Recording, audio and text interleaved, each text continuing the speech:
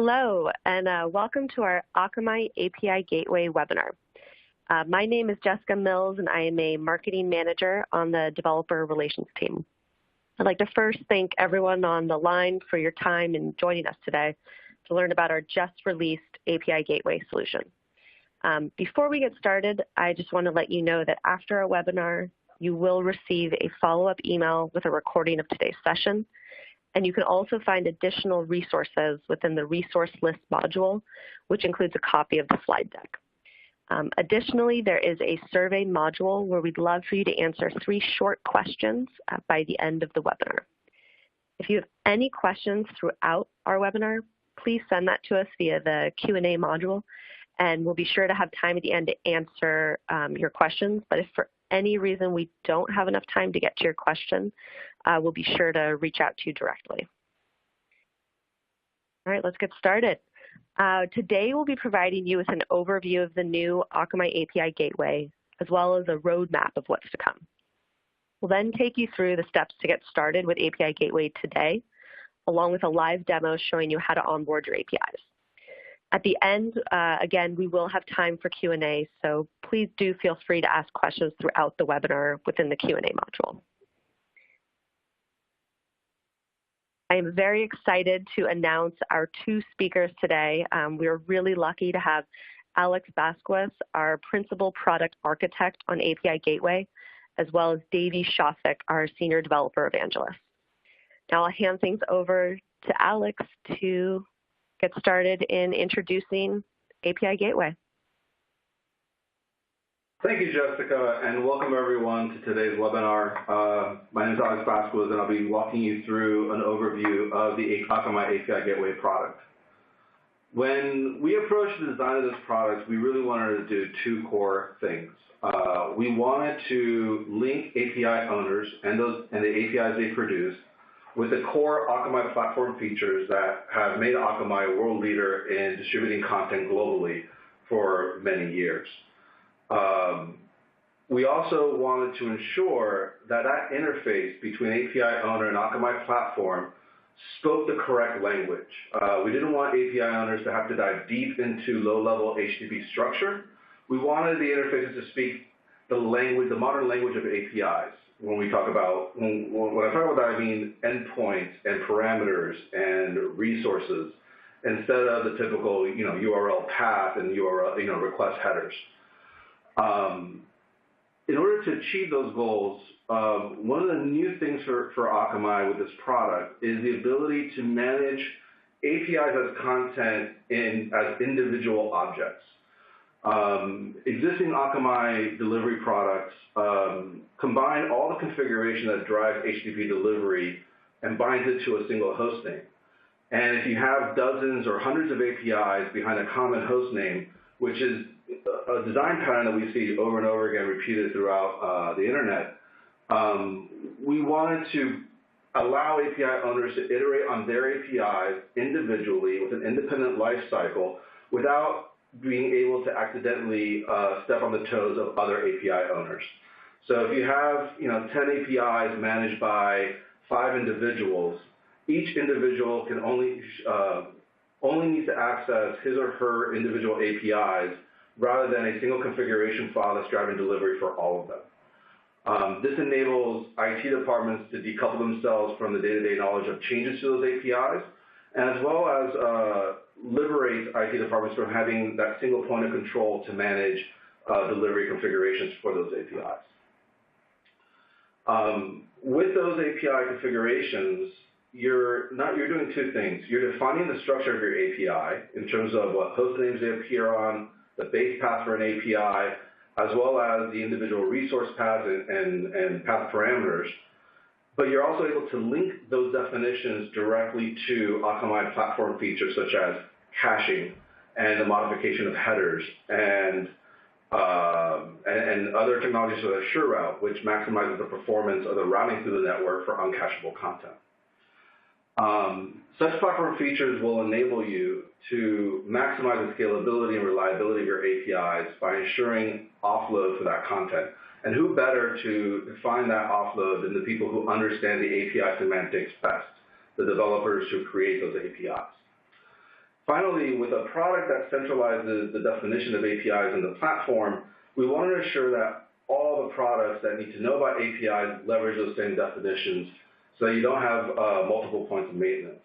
So currently, API Gateway covers the delivery and offload of your API traffic, while Kona Site Defender and Bot Manager Premier will take those same API definitions and ensure that only valid requests are reaching your origin, and any bots that know about your APIs are managed and controlled.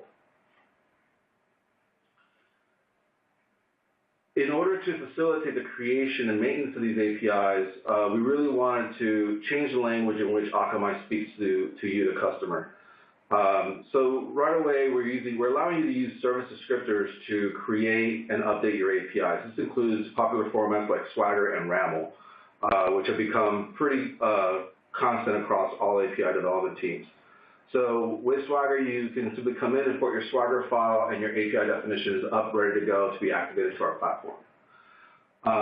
We also wanted to provide you with a rich set of APIs that allows you to plug your own workflow for creating the APIs themselves at origin with our platform.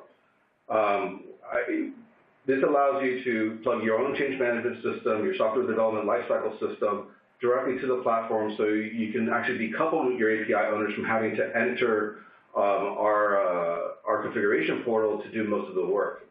Many customers are already seeing the benefits of this by fully automating their release process from origin through to the Akamai platform. And finally, given the fact that Akamai's platform does sit between you and your end users to do all the stuff that we do, we wanted to make sure that API owners had access to the correct information to monitor the health and consumption of those APIs. So with this product are new reports in our reporting engine specific for this purpose, to allow you to gain insights on not only which APIs are being called by users or where errors are being experienced, but even who your users are. With our access control, we want you to be able to control the behavior of your end users. And for this, I really think about API consumers as users. Consumer is a broader term. Basically, what I see is customers tend to assign consumer to individuals, groups of individuals, an application, or even a website. And one of the first features we have is JSON Web Token validation. With JSON Web Token validation, you can configure the edge to validate any JSON Web Tokens that are coming in from those consumers to determine whether or not they have access to the resource they're requesting. With the validation feature, we not only verify the cryptographic signature to ensure the authenticity of the token, but you can also configure the platform to validate and enforce allow values for many of the public themes within the JSON Web Token, including expires, not before, and audience claims. For those of you not needing the full power of authentication that comes with JSON Web Tokens, we also offer an API key system that allows you to identify consumers by API key and apply access control lists to those API keys to ensure that those applications or users can only access the resource you want them to access. And finally, we also give you a new system called quota enforcement that allows you to control how often these consumers make requests to your resources. With quota enforcement, you set a limit to an API key on the number of requests that key can make per hour, per day, per week, or per month. We maintain a global counter of those requests. The count of requests coming into the edge is synced up globally within 5 seconds. And therefore, you can limit the behavior of a user. And once a user exhausts their quota, if they attempt to send a request to a different edge service, say in a different country or continent, they will still be blocked. And until such time that their global counter is reset. You can also reset manually from our Luna Control Center, as well as there's APIs there for the reset, and the reset happens within, I believe, 2 minutes globally. So if you have a case where an end user needs to gain access where access has been blocked, you're in control. You can quickly reset that counter and allow those requests through. In addition, the system also allows you to configure response headers to inform your consumer that they are being governed by a quota. The headers also allow you to communicate how many requests that consumer has left and the time of the next reset. And finally, with the Akamai API Gateway, we're really interested in connecting this to the rest of the Akamai platform. It starts today with KSD and with Botman Premier, but there's a whole suite of tools within the Akamai platform that can enable you to effectively manage your traffic to your APIs. This includes traffic management. We have a number of cloudlets that allows you to load balance effectively across origins. This product really fits well within our entire ecosystem, enabling you to reach your global audience effectively well with your APIs. In addition to the features I spoke to you about, we're currently working on some new ones. Currently under development is a framework to allow you to plug into OAuth flows easily without necessarily having to stand up new infrastructure at origin. For example, we're thinking about how the Akamai platform can generate opaque tokens, give them to your clients, and then validate those same tokens at the edge, freeing you from having to do that. We currently only support Swagger 2.0, but we're currently working on Swagger 3.0. That change should be out actually pretty soon. Again, enabling you to control your APIs using the latest and greatest from the Open API group. We're also working on more real-time reporting. We want to be the authority on the health of your APIs. We want to give you data as to what errors are happening or who can't access your APIs within seconds of events happening all around the globe. We also have a team right now thinking about API orchestration in GraphQL. Along with GraphQL is an open spec created by Facebook that allows clients to send more sophisticated queries in order to obtain just the data they need from, say, what would typically be a larger response. We are introducing new caching capabilities on the Akamai platform for those of you hosting GraphQL endpoint at origin. And we're also thinking about how to stand up GraphQL services within the platform that you can easily leverage. At the same time, we're thinking about not only API orchestration, but API decomposition as a means to ensure that you are sending just the right amount of data to all your clients in the most efficient way possible. And finally, as a continuation of our quota enforcement system, we are developing traffic shaping and management capabilities in the platform. The basic idea here is we want to give you the ability to throttle traffic based on requests per second or pending transactions per second to ensure that the Akamai platform never overloads your resources at origin. So thank you very much, and with that, I'll pass it off to Davey. Hi, everyone. Thank you so much, Alex. That's a great intro to what API Gateway is, and I am super, super excited about API Gateway. I think that it opens up some really, really cool opportunities and really great technology for people who are delivering APIs over the internet. Now, what I will be covering today is mostly a live demo, assuming that the demo deities are friendly to me. And if not, I have some backups, but hopefully we can do it all live, and I can show you just how easy it is to get started with the API Gateway. So when it comes to onboarding an API, assuming that you haven't done this before, the very first thing that you need to do is to add what we call the API Gateway behavior to the property. So for those of you who are not entirely familiar with Akamai, every site on the platform is represented by a property and a property configuration.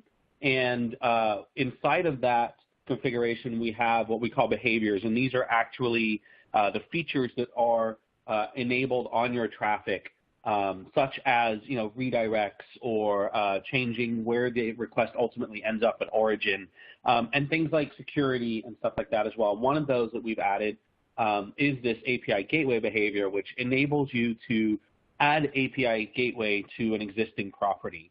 Now, that property may be your regular website, so your API may live under a specific path, or it could be a property specifically for your API, and maybe you had it before, or maybe it's a brand new property. Either way, once that is set up, you essentially just add the behavior, super simple, and activate that property configuration. Once that is done, the Edge then knows that it should be aware of a API Gateway configuration and will push traffic to the API Gateway that is relevant to do so. And the way that we identify that is we create an API definition. And what an API definition does is it defines where the API lives in terms of the base path, as well as the host names that it is associated with. And by doing that, only API traffic on that property will be routed through the API Gateway. So once you've created that, which you can do using Swagger or RAML or by hand, and either in Luna, which is our control center, or through our APIs. So there are two APIs for API Gateway. I'll talk about those a little more. But once you've created that, you then activate it. And at that point, you are then able to start creating what we call key collections. And a key collection is essentially a grouping of keys that have a common set of rules applied to them. For example, what their rate limiting is and what they have access to. So what that means is that if you have different levels, different quality of service levels for different types of customers, so premium customers and non-premium customers, for example, you can set up different collections with different rate limiting rules applied to them. And also, if you have premium features of your API, for users who should not have access to them, they would not even be able to essentially see that those API requests exist, and we can deny those at the edge using the access control list. So once we have a key collection, we then go ahead and create keys. Again, we can do this either in the control center through Luna or through the API. Ideally, this would be something that is actually integrated into your Origin application, and as users are provisioned at Origin, you would go ahead and create new keys dynamically within the API Gateway. And then once those things are set up, you essentially just make requests, and the API Gateway is essentially a proxy between your end users and your Origin API. And the goal here is to offload as much of the Origin logic around security, validation, authentication, authorization as possible, so that we're offloading that off of Origin. And what this allows you to do is for invalid keys or invalid tokens or invalid payloads, you can actually inspect and reject those directly at the edge, and Origin is not at all involved in its complete 100% offload. And not only that, for your end users, if they've made a typo in their key or they've submitted a bad payload accidentally, that response will get back to them quicker as well, which is better user experience for your end users as well. So what I'm going to show you today is part of our Urban Crawl demo application. So Urban Crawl is a platform that we are currently in the process of building that is intended to be a demonstrative example application. And the way that it is written is essentially API first with multiple user front ends. So we have both iOS and Android applications as well as a web presence. All of those sitting directly in front of the Urban Crawl API, and giving us one single sort of source of truth for all data and all interactions with that. This allows us to essentially have one place where business logic lives, one place to update that, and ensure that all interfaces for that application are in sync. And it means that our users get the best, most native experience that they can, regardless of device that they're on. So we're super excited about Urban Crawl. It's still quite early at this point. We do have the demo mobile apps that we released at last year's Edge, as well as the API, which is now public in its first iteration. And that's what I'm going to show you today. So that API is built on the Loopback framework, which is from StrongLoop, which has been, I believe, purchased by IBM. And we are deploying on Heroku today just because it is simple and easy to demonstrate. But that infrastructure could be anything. It could be AWS, it could be Azure or Rackspace or Oracle Cloud. Any infrastructure is possible to use that you could use as an origin. And so that's what I'm going to be showing you today. And we're going to onboard an API live, and hopefully, as I said, the demo deities will be kind to me. So let's go ahead and start that demo. So I'm going to start up the screen share right here, and you should shortly be seeing my screen. So what we have here is the API repository. So this is publicly accessible now. The only reason you would not be able to onboard it is that we have hard-coded in the contract and group IDs, but we'll refactor that out here shortly. So you'll be able to do this yourself as well. And what we have in here is this deploy to Heroku button. And for those who aren't familiar, deploy to Heroku uses this app.json file that essentially describes how, what the application consists of. Any add-ons, for example, we use ClearDB, which is MySQL add-on, and any environment variables that can and should be set when provisioning this, as well as any scripts that should be run after the post deploy. So what this actually does is it spins it up on Heroku. Once that has completed, it will automatically populate the database with some seed data so that we can actually utilize our API. So I'm going to go ahead and do that. So when you click on the Deploy to Heroku button, you are taken to a page that looks just like this, and you will be able to fill out this form and deploy this. And so I'm going to give this a name. We'll call it the webinar demo. And these would be filled out. And I'm actually just noticing there. I duplicated in 1 second.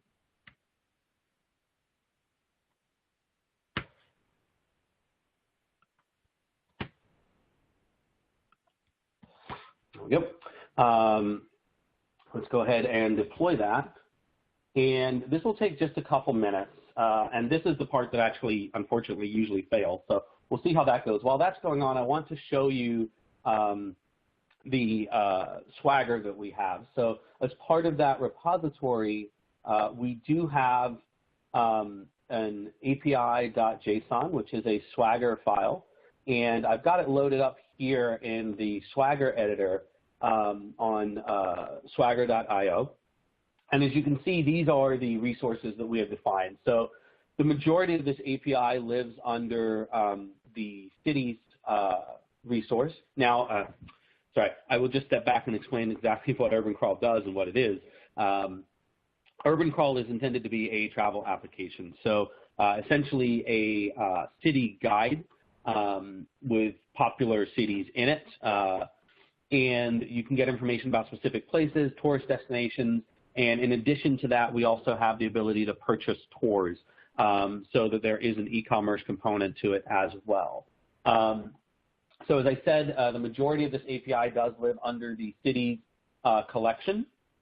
And we can see everything defined in here. So for example, being able to do searches and stuff like that. So when we deploy this to the gateway, we're going to import this Swagger file, and that will let the API gateway understand all of these resources that we have defined. So this has actually deployed first time, which is fantastic. So if I go ahead and click on View, that will open up right here. And this will take me to the Loopback Explorer. So this is part of the loopback framework that gives you this really great explorer, which looks actually very similar to the Swagger editor in that it will give us all of our resources where we can see what we can and cannot do, as well as what those responses and requests look like. And we can actually go ahead and try these responses right here. So for example, I just made this request to the cities endpoint and got a response. So let's see here. So now that I have deployed this, what I'm going to do is I'm going to create an account, and what that will do is that will actually create an API key. So these values can be anything that we want. As it happens, there's no validation on those.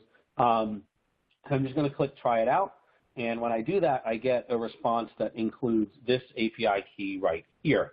Now, this API that lives on origin does not actually have any authentication in front of it. So if I were to take this host name right here, and I will switch to my terminal, I can make a request to that. That did not copyright.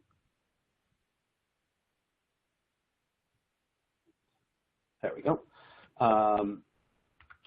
So I can make a request to just v2/cities using HTTPy. Now, if you're not familiar with HTTPy, it is a great Python tool that is sort of claimed to be curl for humans. And essentially, it just has a really great interface for making HTTP requests, and it's fantastic for particularly working with APIs, as it allows you to very easily construct JSON responses, and it can will prettify any responses you get back, making it easy to inspect those. So if I go ahead and make this request without any authentication or anything, as you can see, I am getting responses back. So our API is up and running. The next thing that we want to do is to log into the Akamai Control Center and actually import the API definition. So let's go ahead and do that right now. Right over here. So the way that we do that is we go into Configure, Manage API Definitions, and that will bring us to this interface right here, where we can click Register an API. So as I mentioned, we're going to use Swagger, but I do want to make it clear that you don't have to be using Swagger or RAML, which we also support. You can do this by hand down here, where you just define the individual resources and the methods and parameters that those will take. That is absolutely a valid way to do this. Ideally, though, because it is so much easier, especially for larger APIs, to just go ahead and import that definition. So let me go ahead and import that API.json. It'll take just a moment. And so as we can see here, it has pre-filled a lot of this stuff, including all of those resources. So for example, account, which is one of the endpoints we just used, supports post and put, and we can see there the parameters that are allowed. I'm going to give this a slightly different name because this one is in use. So, and I'm also going to change the access control group. So the access control group determines which properties you have access to. And so I would then assign this to api.akamaideveloper.com. And I'm also going to specify where the API keys are defined, and I'm going to specify them using the X API.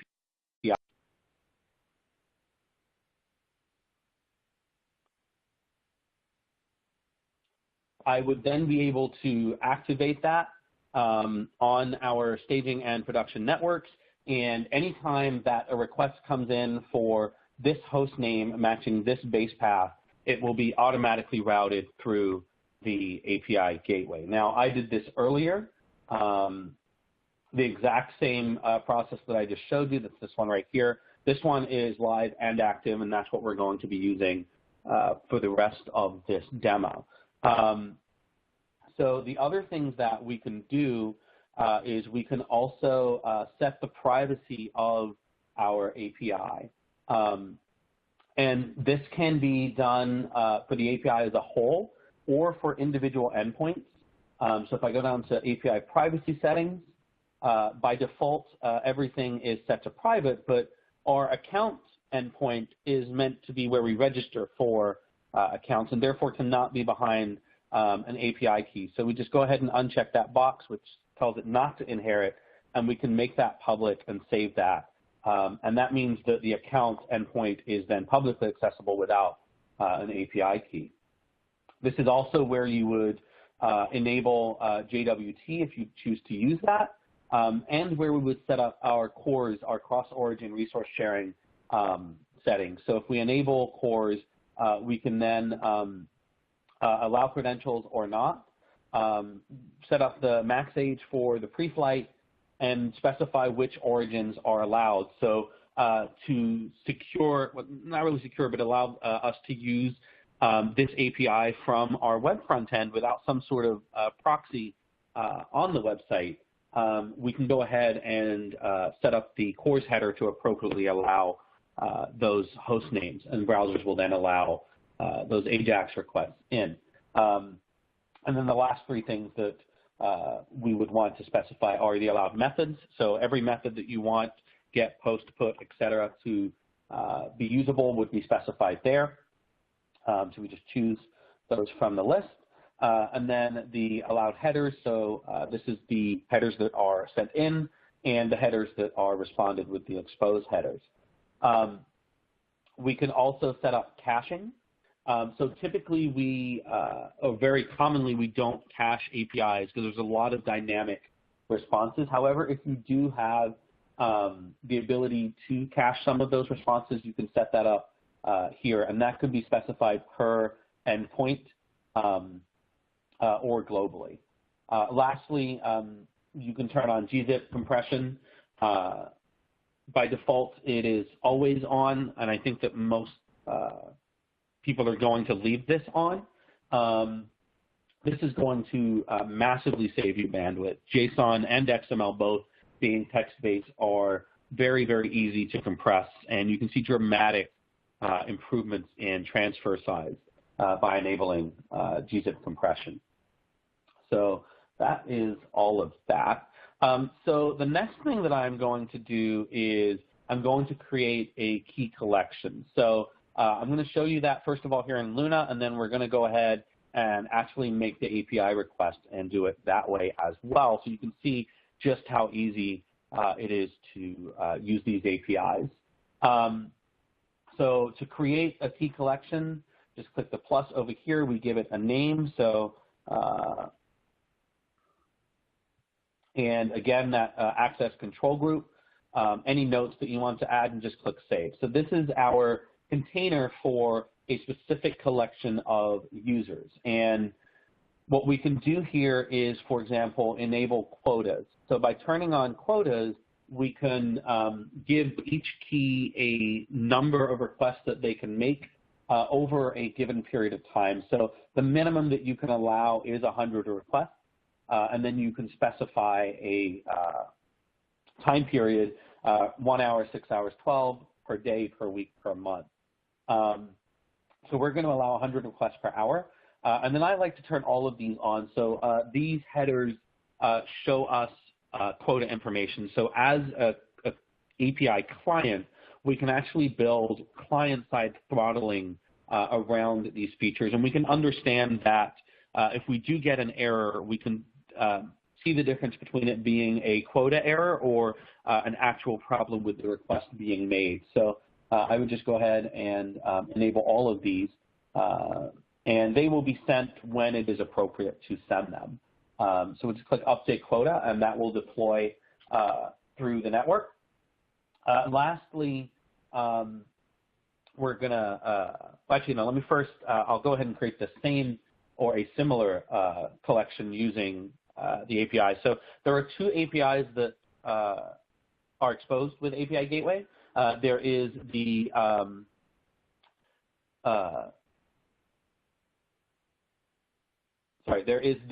definitions API, the API definitions API, which corresponds to the API definitions portion that I showed you earlier.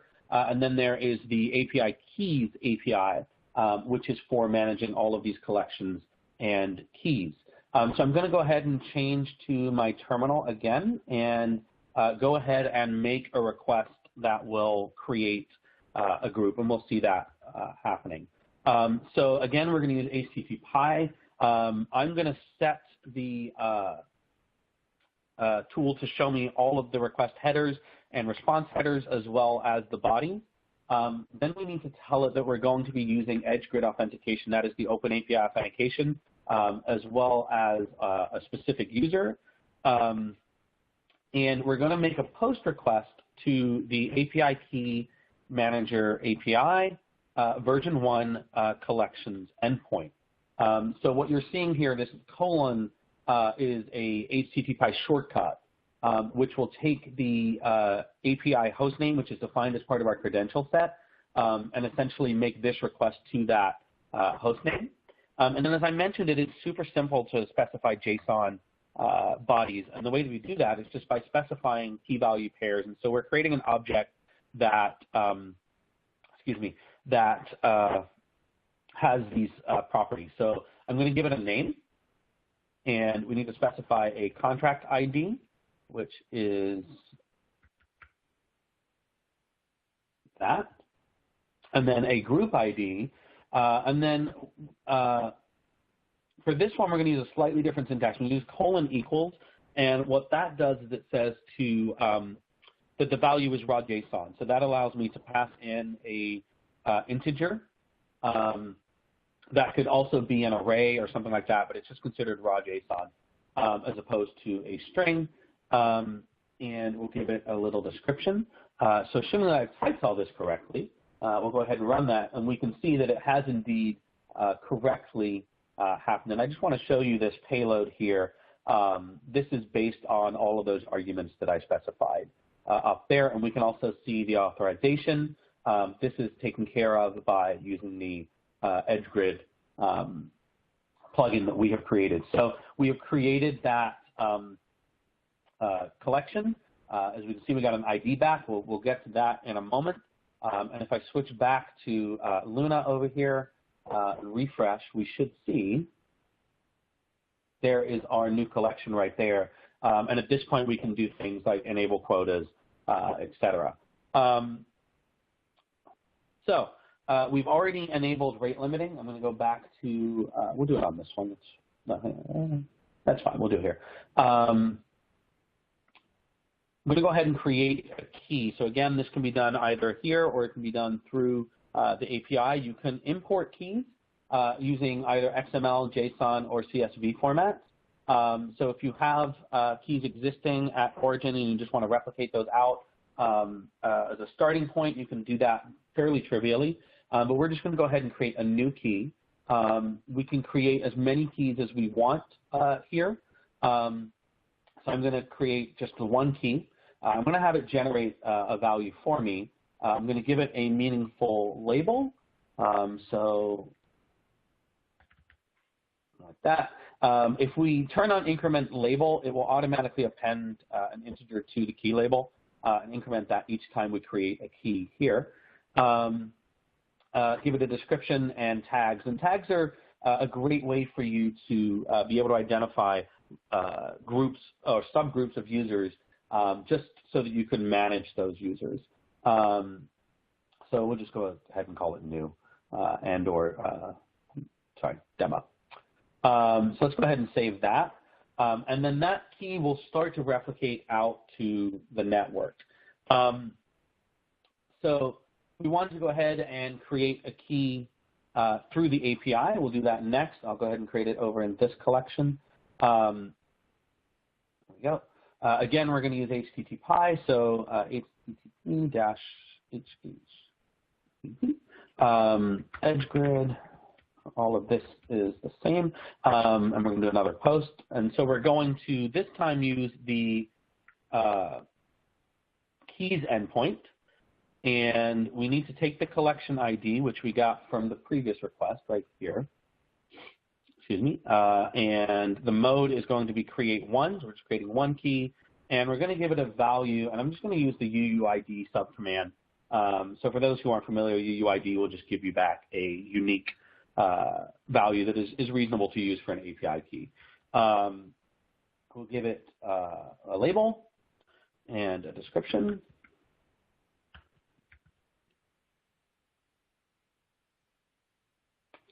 Oops, must have made, I did, keys, apologies.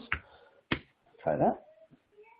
So here we've created that key. One thing that I think is important to point out is this particular part of the response, dirty. Essentially, this tells us whether or not the key is published on the network or not and available to use. So if I go ahead and pull the key down, which is also very easy,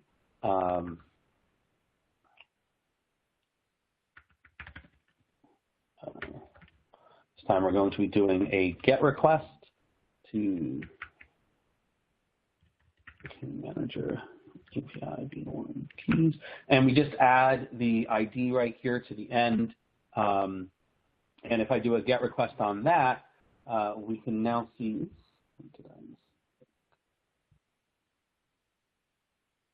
API key. There we go. We can see dirty is now false, which means that that key has actually replicated out to the network. So the last things that I want to show you is around ACLs. So the ACLs, let me refresh. I want you to actually see that that key was indeed made. So there's the key that we created. Now, the last thing I want to show you is access control lists. So access control lists actually determine what resources the API keys have access to. So if we click on Edit ACL, we can choose the APIs that we have. So I'm going to choose that urban crawl one that I created earlier. Now, as you can see, /account is open, so they'll always have access to that. The rest of them require an API key. Now, we can enable or disable individual endpoints for users. And then once we click Update ACL, that will, again, propagate out, and that determines what the API key has access to. So I'm going to now make some API requests. So let me go back here. So this was, oh, that's not the one, this one. So this is the one that I deployed while in this demo. And if I just go to api.akamaideveloper.com. So this is the default endpoint, just gives us a timestamp. And if I were to pull up, or try to pull up cities, you see I get an access denied. I'll go ahead and do that also here, which is where I meant to do it. So let's go ahead and pull that. As you can see, we get a 403, which is to be expected. If I then make that same request, and this time we're going to specify a header with the API key. To specify a header, very similar. We just use a colon instead of a equals or a colon equals, and specify the value. And am I using the correct key? Let's see. Let's just go ahead and pull a key from here.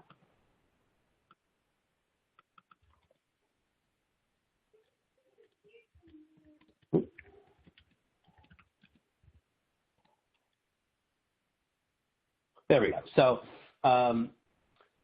So even though our origin API does not have authentication in front of it, the API gateway adds that transparently. And then the last thing that I want to show you is the rate limiting. So if I just go ahead and remove the body here, we can see those headers. So here we have our rate limit of 100, and we have 98 requests remaining, and it will reset at this particular date. If I go ahead and make another request right now, that is now 97, and here we go down to 96.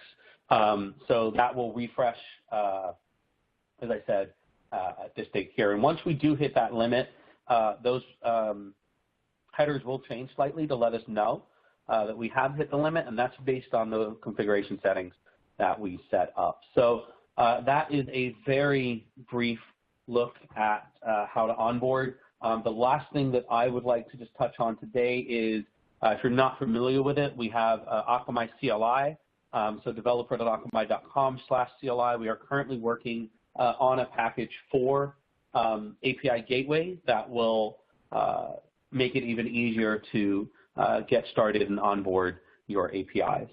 So let's go ahead and stop the sharing and move back to the slides. All right, one moment.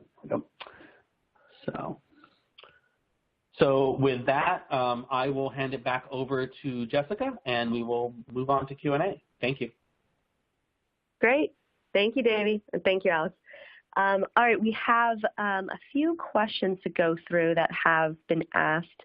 And before we dive in, just a reminder that there is a survey module within the On24 interface. So if you guys could just fill out those 3 brief questions before the webinar ends, that would be fantastic. All right, let's dive into questions.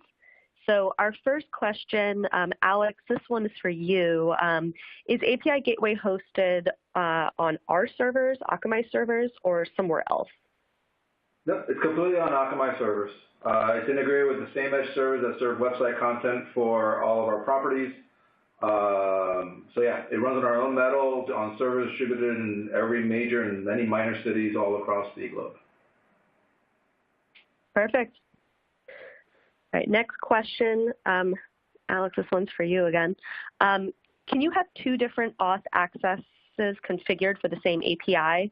The use case here specifically is the need for an API to be accessed with basic and with OAuth token, but the API will return different payloads based on the auth method. Right. Currently, each API endpoint configuration supports the validation of a single JSON web token. We have been actively talking about supporting multiple API keys, multiple tokens per request, and having different policies bound to each one. It's an ongoing conversation, and we do plan on addressing this in the future, but no specific delivery plans yet. I'll also add that many of those of you with advanced use cases like this, we do have the ability to customize platform behavior in our configurations for such gaps. So it's very possible that we can meet this need through other means outside of the core product. Good. And Alex, could you elaborate more on the limit access globally? Will throttling be dynamically distributed across API gateways in a manner that at the single moment of time, I will have the same throttling number configured irrespective of how many gateways I have in the cluster?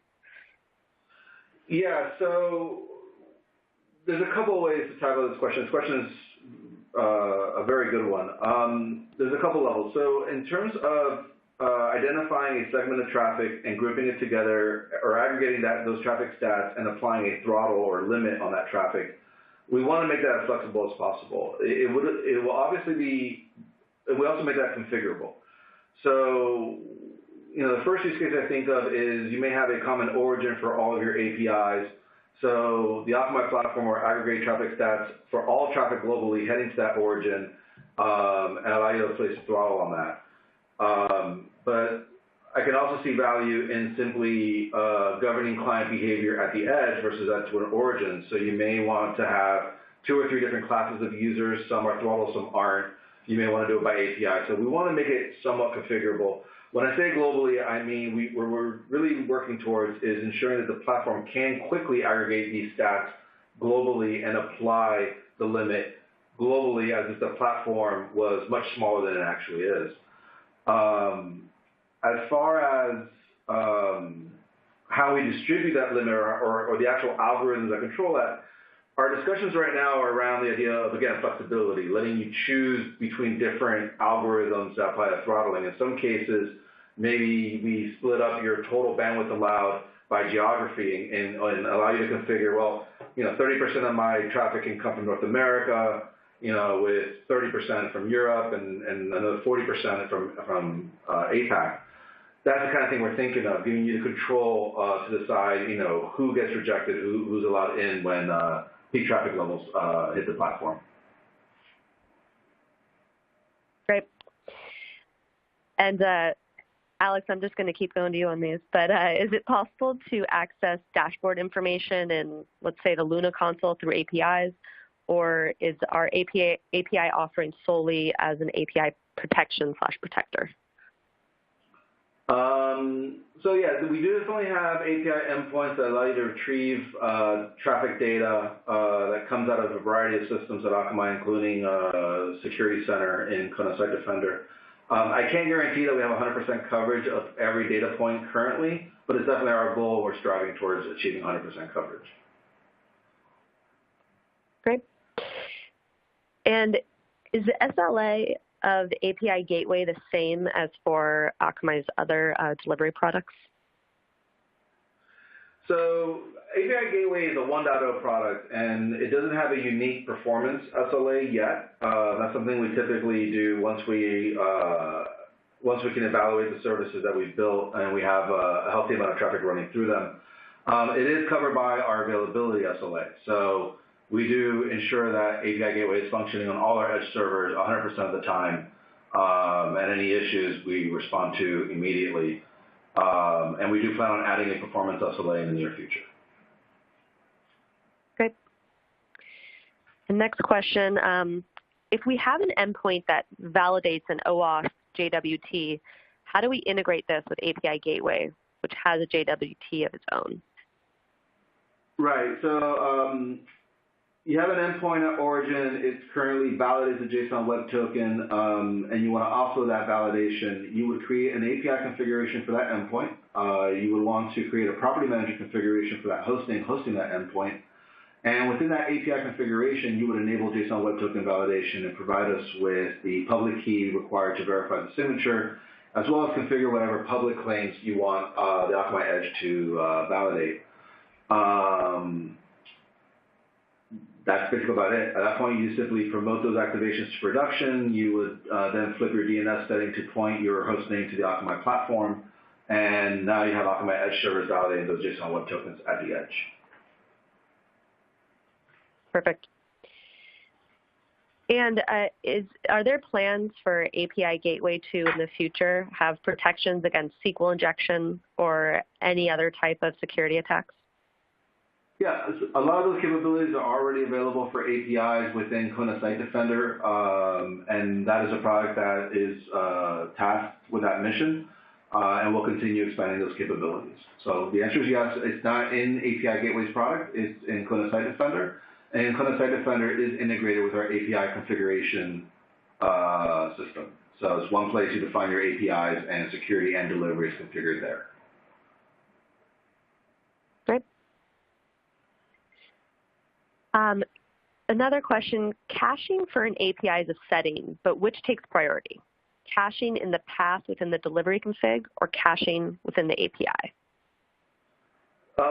So it's the API configuration that takes precedence. For many of you in the audience that are not Akamai customers, our customers are accustomed to setting cache rules in what's called Property Manager. It's an application that governs all the delivery functions that are being applied to all traffic for a host name. APIs are configured outside of that system but meant to be a layer on top of it. So caching is one of those features that we decided when the API owner sets that, it will override anything that the property manager configuration has for that host name, with the assumption that the API owner is the one who truly understands the nature of that data that API is providing to users and understands the safety of caching that in the Akamai platform.